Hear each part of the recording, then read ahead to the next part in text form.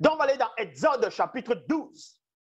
À partir du verset 1, il est dit ici, plus tard, virgule, les entités du grand ordre des choses apparurent à Boussi, après que celui-ci eut fini de briser le veau d'or, lorsqu'il remonta sur la grande et haute colline. Il y a point ici. Remarquez qu'ici, on va parler des entités du grand ordre des choses. Les entités du grand ordre des choses, c'est ceux-là qui vont introduire dans d'autres religions dites révélées, dans les religions dites révélées.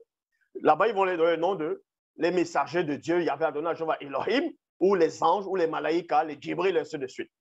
Mais ici, ce sont les entités du grand ordre des choses, qui s'émanent par-delà les cieux visibles, hors du voile. Ces entités sont venues dans le passé, qui était le présent de ceux du visible, à l'époque du puissant Moutapeda Moudi Boussi. Donc, cette entité vont parler à ce Moutapeda Moudi, à celui qui se tient à la brèche.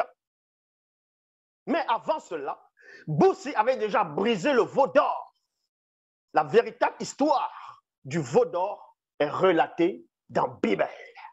Pas des torchons qu'on vous raconte dans les Bibles classiques et dans d'autres soi-disant bouquins qui ont été rédigés au Moyen-Âge. Après que Moïse, donc c'est-à-dire Boussi, ait brisé, eut fini de briser le veau d'or, lorsqu'il remonta sur la grande et haute colline, il y a point ici, les entités lui dirent, Boussi, Boussi. Et il répondit, me voici, Mbanoun Nendewan. Elles lui dirent, sois attentif aux paroles qui vont sortir de nos bouches et enseigne-les au peuple. Donc Boussi avait délivré le peuple noir, le peuple non initié à cette époque, parce que les initiés n'avaient pas besoin d'être délivrés, n'avaient pas besoin de la délivrance, de les extirper d'une forme et sorte de servitude, parce que les initiés étaient libres. Donc les entités vont apparaître à Boussi et pour lui communiquer des lois, des commandements, et aussi la loi, c'est-à-dire les lois morales, donc les commandements, les préceptes, les ordonnances. Et parmi, il y a les commandements.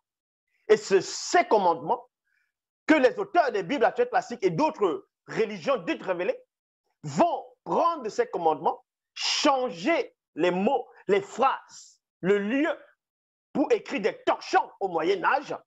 Mais néanmoins, ces entités lui dirent, sois attentif aux paroles qui vont sortir de nos bouches et enseigne-les au peuple. Comprenez ici, quand les entités viennent spirituellement, parce que ce sont des êtres spirituels, ils vont s'adresser à Boussi, qui était devenu une divinité, qui était devenu l'être supérieur dans le plan visible à son époque.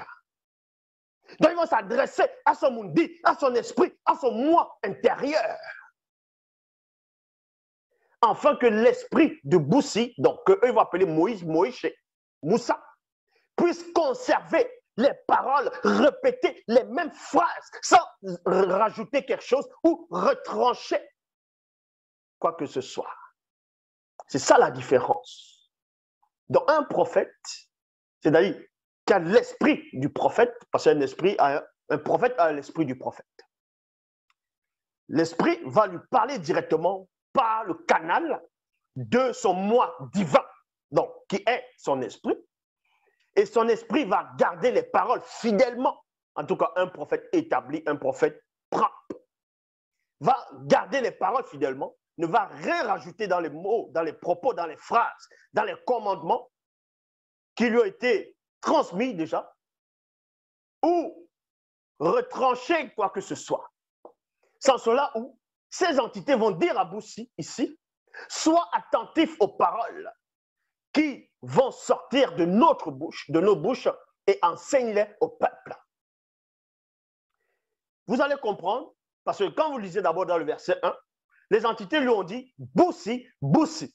Donc ils ont prononcé son nom 2 fois, à 2 reprises. Le mystère de 2 témoins. Pourquoi ils vont prononcer le nom de Boussi 2 fois?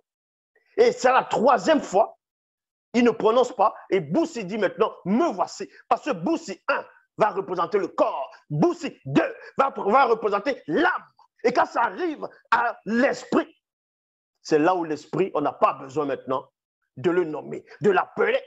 Il dit, me voici, il est prêt. Et donc c'est son esprit qui reçoit ce message, qui reçoit les commandements pour les transmettre fidèlement au peuple.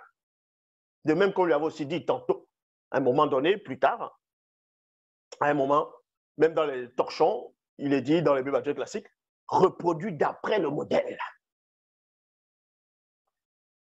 Alors, les entités lui dirent, sois attentif aux paroles qui vont sortir de nos bouches et enseigne-les au peuple.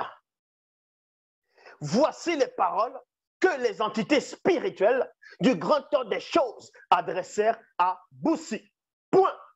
Ils parlèrent en ces mots. Voilà l'origine des 10 commandements. Vous allez vérifier les propos que les entités vont sortir d'eux pour donner à Boussi, afin que celui-ci aille transmettre cela au peuple.